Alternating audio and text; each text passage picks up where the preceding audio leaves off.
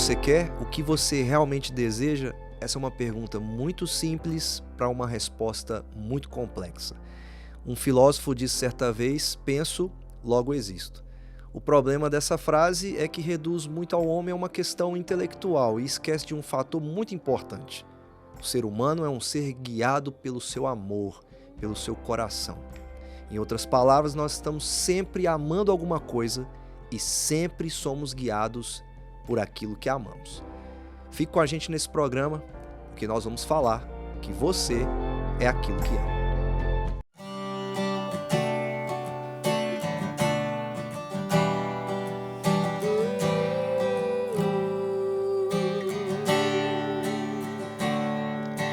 Quero consagrar meu lar a ti, o nosso futuro para te servir, com toda a minha força e entendimento. Quero dedicar o meu lar a ti.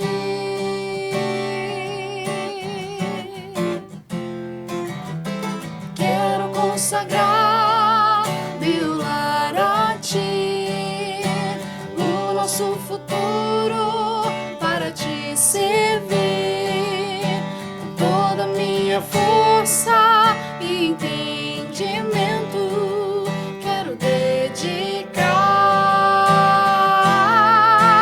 o meu lar a ti.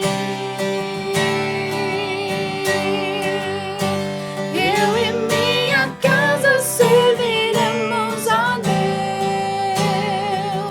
Eu e minha casa serviremos a Deus. Eu e minha casa serviremos a Deus com alegria. Eu e minha casa serviremos a Deus. Eu e minha casa serviremos a Deus.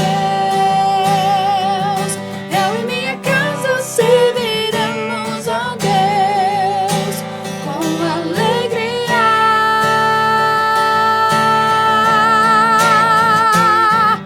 Será abençoada minha descendência, frutificará a sua presença. Como bom perfume, meus filhos irão perfumar todas as nações. Eu e minha casa serviremos a Deus. Eu e minha casa serviremos a Deus. Eu e minha casa serviremos a Deus com alegria. Eu e minha casa serviremos a Deus. Eu e minha casa serviremos a Deus. Eu e minha casa serviremos a Deus com alegria.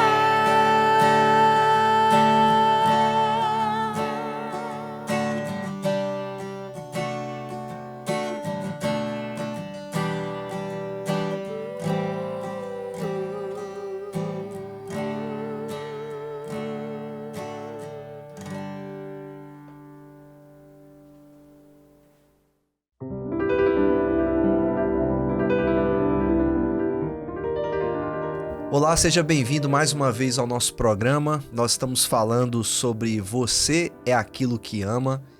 E antes da gente começar, o meu agradecimento a você que tem nos acompanhado até aqui. É um assunto extenso, afinal de contas, estamos falando sobre o nosso coração. E nós falamos já em alguns programas muito a respeito do nosso coração e que o nosso coração importa para Deus. O homem todo importa para Deus. Mas tudo começa de dentro para fora. E nós queremos trabalhar aqui junto com você essa mudança que começa no nosso coração. E hoje nós vamos continuar falando sobre esse assunto, mas agora voltado para dentro da nossa casa, aonde nós saímos das liturgias que estão ao nosso redor, para entrarmos na liturgia do lar e voltarmos para o lugar aonde as pessoas realmente nos conhecem. E para conversar sobre isso, eu recebo aqui mais uma vez o pastor Felipe Velame, e ele vai se apresentar de novo, porque a gente só para de apresentar no terceiro. No segundo ainda tem apresentação, porque às vezes as pessoas esquecem, né? Quem é o Felipe, onde ele é pastor e por que ele está aqui para conversar sobre isso que envolve família, né? Nós não somos tão velhos assim, mas temos família. Então, Felipe, mais uma vez, muito obrigado por estar aqui. E se apresenta de novo, rapidamente, só para o pessoal situar quem é você e onde você é pastor aqui em Governador Valadares. Em primeiro lugar, eu agradeço o convite. Prazer estar aqui mais uma vez para falar de coisas boas. Sempre bom participar de uma boa conversa. Como você disse, meu nome é Felipe, eu sou casado com a Laís. E os últimos 6 anos, Deus me deu 4 filhos. É uma escadinha, por ano, né? uma escadinha, né? O Daniel, o Pedro, a Ana e recentemente a Maria. Sou pastor na Igreja Presbiteriana Filadélfia, ali no bairro de Lourdes, em frente ao 6º Batalhão. Comecei lá este ano e temos aí uma caminhada longa pela frente, se Deus assim nos permitir, criando os nossos filhos. São todos pequenos ainda, né? O mais velho tem 5 anos, então é uma escadinha mesmo. Que bênção, que bênção. Felipe, a gente tem assim, a gente não tem, a gente não é tão velho assim, nossos filhos também não, né? Não são tão mais velhos e a gente acaba convivendo diariamente com essas liturgias do lar. E eu li em um livro falando que a nossa casa pode ser um lugar formador ou deformador das pessoas, né? Dos nossos filhos, desse cuidado que a gente tem, né? Liturgias erradas, liturgias certas dentro do lar, podem sim prejudicar quando a gente fala com respeito à formação dos nossos filhos, e isso pensando no coração deles, né? Tem pais que se preocupam muito só com a inteligência, né? O menino tem que ser muito inteligente, ele tem que ser bom em tudo, para ele ser isso na vida, para ele ter sucesso na vida, para ele ganhar muito dinheiro, e esquece do principal, que é o coração. Esses tipos de liturgias que acabam concorrendo com a principal pode prejudicar os nossos filhos e que prejudicar é esse, né, a longo prazo na vida deles? Partindo do pressuposto que a vida é uma imitação de tantas coisas, nós somos chamados a imitarmos a Cristo, temos aí o relato bíblico de como Jesus viveu, de sua obra, e nós somos chamados a essa imitação, e dentro do lar nós somos chamados a ensinar os nossos filhos a imitar Cristo também. Aham. Só que antes de imitar Cristo, eles vão imitar quem? Sim. Vão imitar o pai, vão imitar a mãe. Então, partindo desse pressuposto, realmente o lar ele pode ser transformador ou deformador. Porque se nós temos liturgias ruins, maus hábitos, se a nossa vida, a prática do pecado é algo muito forte, muito visível, os nossos filhos vão reproduzir tudo isso. Então, em vez de transformar, de alcançar o coração, eu vou estar prejudicando a vida do meu filho, que vai estar imitando a mim. E isso a gente percebe com muita facilidade, os pecados nossos sendo reproduzidos nos nossos filhos. A maneira, às vezes, como nós falamos, corrigir os filhos por uns pecados que eles cometem. Eu acho que nós falamos disso em outra oportunidade. Sim. A gente pensa assim, eu estou corrigindo algo que eu faço. Aham. Então, essa imitação que acontece na vida e dentro do lar é muito forte, pode ser bom, pode ser boa, tanto quanto pode ser muito ruim. Vai depender de nós, da nossa perspectiva, da nossa visão, das nossas ações, né? Eu acho, lá em casa, de vez em quando, eu fico. Eu tenho que vigiar muito, né? Porque realmente os nossos filhos estão nos observando. E eu sempre falo sobre liderar pelo exemplo com eles. Falo, eu não faço isso com você. Às vezes, esses dias meu filho falou um negócio, eu falei assim, olha, eu sou seu pai e eu falo com você por favor. Você tem que falar por favor comigo também. Não é que eu não deveria fazer isso, né? Que eu não deveria usar o por favor com ele. Mas é realmente desafiador, porque tudo que a gente fala pra eles, de certa forma, forma eles, né? E, por exemplo, tem um exemplo muito comum, né, que a gente já até conversou aqui no nosso programa, sobre a liturgia do consumo. O consumismo é algo que preocupa as famílias, né? Nós somos pessoas que precisamos de coisas. E se nossos filhos começarem a observar que a gente está mais preocupado com o dinheiro e com o ganho do que com outras coisas, isso é uma maneira de deformá-los ao invés de formar os seus corações? E com certeza. E para mim, João, o problema ainda é maior, porque não é só o pai ou a mãe sendo consumista e fazendo com que o filho comece a enxergar um valor mais do que deveria nas Aham. coisas. O entorno também, os parentes também contribuem para isso, né? Sim, Quando a gente só fala de comprar, de dar presente, e é o tempo todo isso, o tempo todo, a criança vai olhar para nós e não vai querer a pessoa, vai querer o presente que a pessoa está dando. A gente não percebe o mal que nós fazemos com essa visão muito consumista. Elas olham para nós e às vezes vão te dar o bom dia, o boa tarde, o ei, tudo bem? Mas e aí, o que você trouxe para mim? É a pergunta seguinte. E nós não temos noção de como essa liturgia do consumo, ela prejudica, ela deforma a criança. E que adulto ela vai ser se nós não trabalharmos no coração dela agora de pequeno, que ganhar presente é muito bom, todo mundo sim, sim. gosta, mas que não é o mais importante, né? Então, o consumismo é terrível. Eu lembro, eu sempre falo assim, né? Os meus pais, eles não dão muito presente para meus filhos, não. E são apaixonados com eles. Assim, o avô, meu pai, né, para eles é o grande herói deles, dos meus filhos. E é impressionante assim, como é que é importante para eles não ligar o amor que eles recebem, a atenção toda que eles recebem ao presente recebido, né? Porque senão Uhum. fica parecendo um amor assim meio comprado, né? Você me dá, que eu te dou amor. E de certa maneira a gente está formando os nossos filhos até aprender a amar de verdade, que é uma coisa que vem do coração, né? E não algo motivado por uma compra. E querendo ou não, eles são rodeados por vários exemplos que podem fazê-los querer amar o consumo. Isso pode É, começar em nós, né? Quando a gente prioriza exatamente. isso. Eu tenho ouvido lá em casa, vez por outra, os meus meninos, quando a gente vai passear na rua, às vezes no shopping, é um lugar perigoso para o consumo, né? É, vão comprar, vão comprar. Eles têm usado muito essa expressão, vamos comprar. E a gente nem compra. Na verdade, nós damos poucos presentes para os nossos Uhum. filhos, compramos poucas coisas para eles. E para tentar tratar isso de maneira prática, desde muito tempo, não é tanto tempo assim que o meu mais velho tem 5 anos, mas Aham. desde que há um entendimento um pouco melhor, principalmente para ele que é o mais velho, chega o aniversário e algumas datas festivas, eles vão ganhar muitas coisas. E é bom. Mas ao mesmo tempo que eles ganham, a gente prepara um saco para doar um tanto de coisas que eles já têm. Sim, sim. Para tentar ensiná-los a desapegar. Essas coisas não são as coisas mais importantes da vida da gente. Vocês estão ganhando? Joia, mas então vamos dar porque vocês têm muito. Então a gente tenta trabalhar de maneira prática no coração dos nossos filhos, porque todos nós, de maneira pouca ou muita, somos consumistas, né? Se a gente Sim. não vigiar, a gente quer comprar o tempo todo, né? Então a gente tem que trabalhar no nosso filho, né? Lá em casa a gente faz isso também. Eles estão sempre ganhando alguma coisa. É inevitável, né? Eles ganharem uma Aí é bom roupa. ganhar, eu vou É reclamar. ótimo. Eu gostaria de ganhar presente todo Eu que dia. tenho 4 filhos, eu fico feliz quando ganho. Não, eu imagino, assim, você ganhar uma roupa te livra talvez de um gasto gigantesco no mês, né? Porque É. menino é aquela coisa, né? Você tá ali tudo bem, tá tudo bem em casa.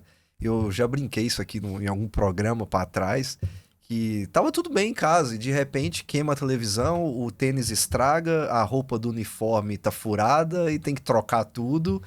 E você fica tentado a dizer pro menino assim, tá difícil, a gente tá apertado, não pode.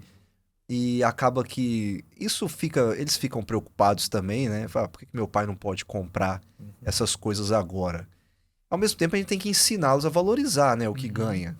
Eles também exato. doam lá em casa, mas eu também não deixo eles abusarem do que ganham, pensando assim, isso aqui eu trato de qualquer jeito. Faz parte também da formação deles, né? Sim. Como, vamos falar assim, de uma mordomia ideal, né? Com as coisas. Não uma idolatria das coisas, mas uma mordomia ideal.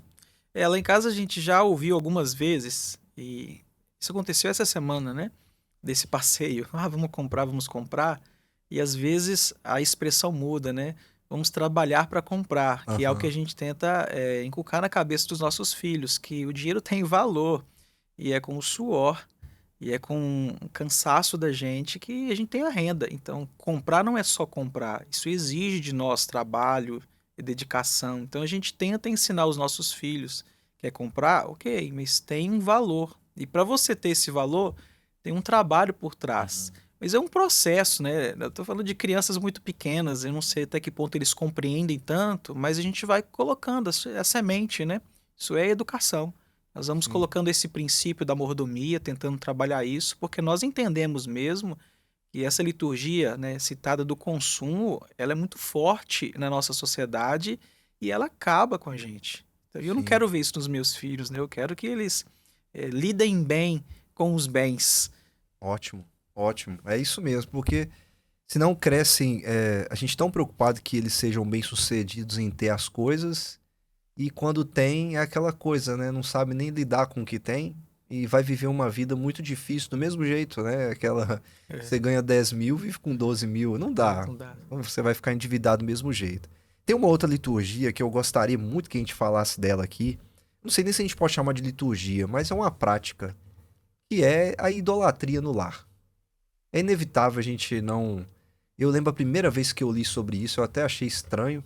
Foi, né, no famoso livro do Tim Keller, Deuses Falsos. Uhum. E eu pensei, eu, idólatra dos meus filhos? Como assim? Existe mesmo. Eu já tenho minha Aham, lição. Mas aham. tem gente em casa que pode estar assim, não, eu. Tudo bem que eu não sou consumista, mas me chamar de idólatra dos meus filhos, aí não dá. Isso existe de É, verdade? primeiro que não existe pecado moderno, todo pecado é É. antigo. O que se faz é só dar um apelido novo para um pecado que já existiu. E a idolatria é um pecado antigo, é um pecado que nós vemos em todas as épocas das sociedades diversas. E idolatria está em todos os lugares. Quando nós pensamos no sentido da idolatria, de colocar acima de Deus, por que não colocar acima de Deus a família? Eu entendo ser possível. Acho difícil avaliarmos para chegar à conclusão de que eles são os meus ídolos. Essa é uma avaliação perigosa e difícil. E ele é muito pessoal, mas eu entendo ser plenamente possível colocar mesmo os meus filhos, a minha esposa, acima de Deus, acima de Cristo, idolatrá-los. Mas eu confesso que avaliar não é uma tarefa muito fácil, né? Uhum. Por exemplo, eu já ouvi algumas pessoas falando a respeito, né, de que as famílias têm muitos filhos, no meu caso, eles são têm idolatria porque ficam. Aí eu penso, poxa, eu me sinto tão pesado com essa responsabilidade. Eles não são ídolos para mim, não, eles são um peso nesse sentido, né? Aham. Mas é difícil avaliar, e eu entendo que é possível. Quando a gente começa a ostentar a família da gente, colocar como se fosse é, tudo para nós, né? Algo de mais importante. Quando a minha família tira o meu tempo para Deus, o meu tempo da minha devoção com Cristo, ó, ela se torna o meu ídolo. E Uhum. isso é muito possível. Sutil, muito sutil, João. Por isso que nós temos que estar o tempo inteiro fazendo uma avaliação, porque isso pode chegar na nossa casa. E é sutil porque é bom, né? Uhum, Eu lembro do Keller falar disso, do Tim Keller falar sobre isso. A gente tem dificuldade de assumir que coisas boas podem. Não, uma coisa boa não pode ser um ídolo, uhum. né? Isso me engana. E fazer essa avaliação, eu confesso que é bem complicado. Eu demorei um tempo para poder fazer esse tipo de avaliação. Eu acredito até que a idolatria e o consumo estão muito ligados, né? Às vezes até o consumo pode tentar aquilo que a gente falou que até mesmo uma tentativa de comprar o amor, né? Não, eu tenho que comprar o amor do meu filho porque eu só tenho sentido na vida se meu filho me amar.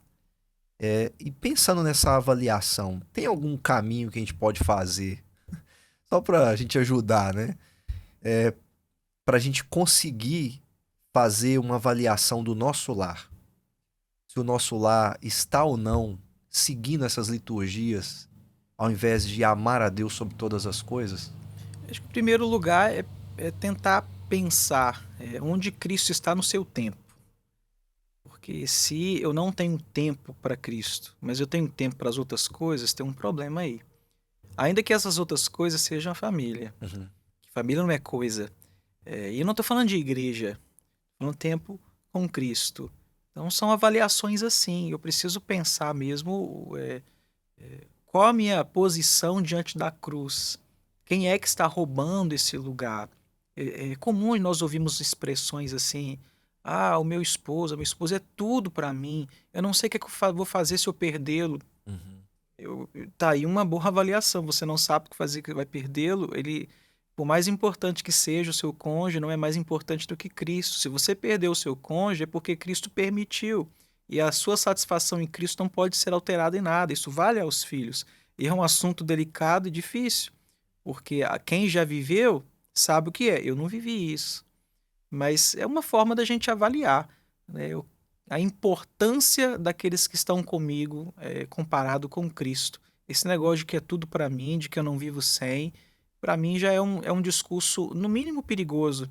Se eu começo a reproduzir isso, eu já tenho que começar a questionar qual é o Verdade. lugar da minha família em relação a Cristo, se já não tomou lugar de Cristo, né? Tanto é que muitas pessoas elas se afastam mesmo da fé quando perdem, quando passam por essas tragédias que todos nós estamos sujeitos. Eu quase vivi isso recentemente, e se eu tivesse vivido, eu ia me afastar da igreja. Por que que eu iria afastar da igreja? Né? Às vezes culpa Deus, O né? meu Me Deus está tirou. acima até mesmo da minha família. E olha que eu amo a minha família. É aquilo que a gente estava falando, né? É uma coisa boa. A Uhum. gente não tá dizendo que É nada ruim, disso é não. ruim, né? Só que ela traz perigos para o coração também, né? E como que a gente tem que ficar atento ao coração da nossa família? Se a gente pudesse resumir, né, tudo em uma frase só aqui, seria guardar o coração. Guardar o coração da nossa casa e tentar buscar uma edificação de dentro para fora, né, com a vida dos nossos filhos, o nosso cônjuge. Eu também fiz essa avaliação quando eu cheguei a uma conclusão assim: se eu começar a falar no meu coração que eu não consigo viver sem eles, bom, aí já tem um Tem problema. um problema. Então, examinar o lugar de Cristo na minha família é realmente importante. A boca fala do que está cheio o coração. Foi Jesus quem disse isso e é uma boa forma de avaliar, né, se há idolatria no lar. Aham. Né? Como é que eu falo a respeito da minha família? Como eu falo a respeito de Cristo? Às vezes nós falamos mais dos nossos filhos do que de Jesus. Nós somos chamados a evangelizar e a discipular. E às vezes, numa roda, eu vou falar mais das coisas que os meus filhos aprontam ou das coisas que eles aprenderam, da minha relação conjugal, e eu não falo de Cristo. A boca fala que está cheio o coração.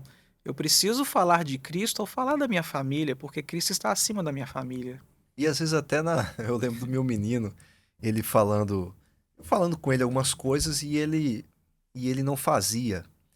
E aí eu brincava com ele assim, ó, não provoque a ira. Eu falo, olha, o papai também falha com o Aham. Senhor, né? E Deus é muito paciente comigo, meu filho. E eu tento ser muito paciente com você, assim como o pai é paciente comigo. Mas essas provocações, filho, também são pecados. Você não pode ficar provocando, levar até o limite, né?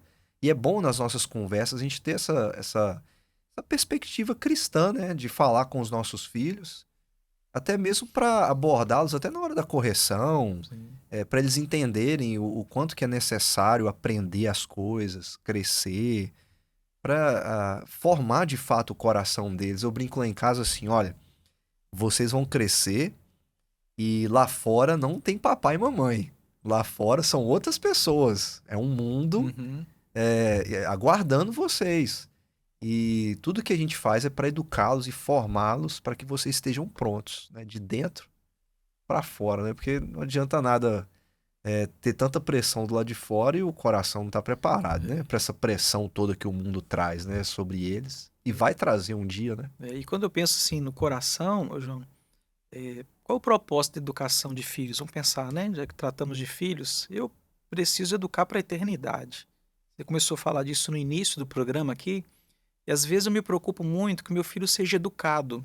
Eu quero que ele seja educado, que ele dê bom dia às pessoas. Eu quero que ele seja inteligente, eu quero que ele seja trabalhador. Mas o que eu quero Aham. mais acima disso é que ele seja salvo. E é o maior objetivo que eu tenho dos meus filhos. Às vezes eles são educados, às vezes não, às vezes são levados, às vezes não. E isso incomoda a gente que é pai, né? Incomoda as mães, que a gente quer quase que o filho perfeito, mas nós não teremos um filho perfeito.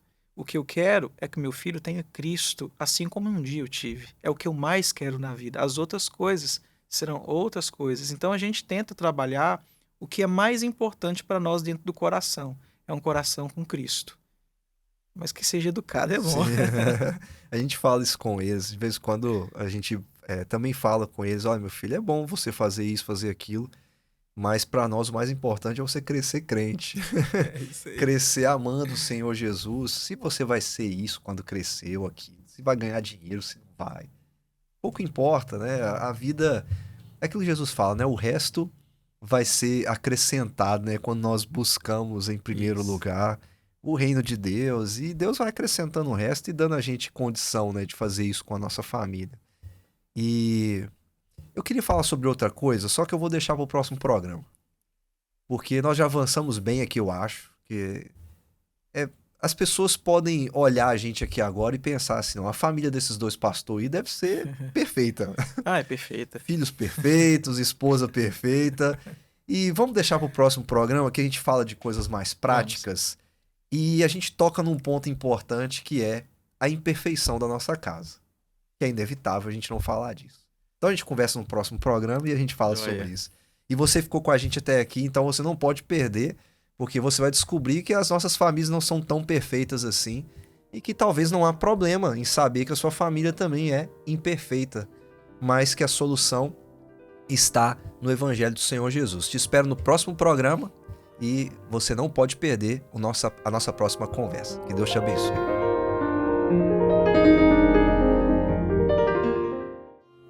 Não tenho palavras para agradecer tua bondade. Dia após dia me cercas com fidelidade. Nunca me deixes esquecer que tudo que tenho, tudo que sou e o que vier a ser, vem de ti, Senhor. Não tenho palavras para agradecer tua bondade. Dia após dia me cercas com fidelidade. Nunca me deixes esquecer tudo que tenho, tudo que sou e o que vier a ser, vem de ti, Senhor. Dependo de ti, preciso de ti. Sozinho nada posso fazer. Descanso em ti, espero em ti. Sozinho nada posso fazer. Nunca me deixes esquecer que tudo que tenho, tudo que sou, e o que vier a ser, vem de ti, Senhor.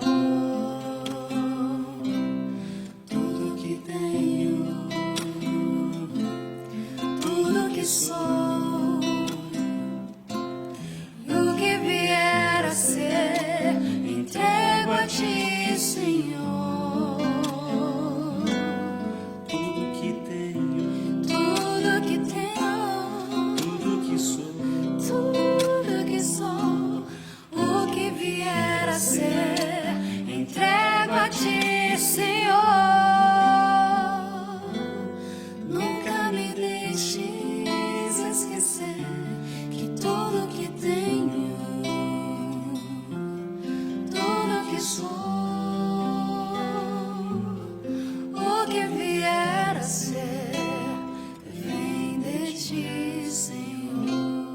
Você deseja entrar em contato conosco, nos enviar uma pergunta ou seu pedido de oração? Basta enviar uma mensagem para o número de WhatsApp que está aparecendo na sua tela. Você também pode nos fazer uma visita e acompanhar as atividades da nossa igreja através das nossas redes sociais.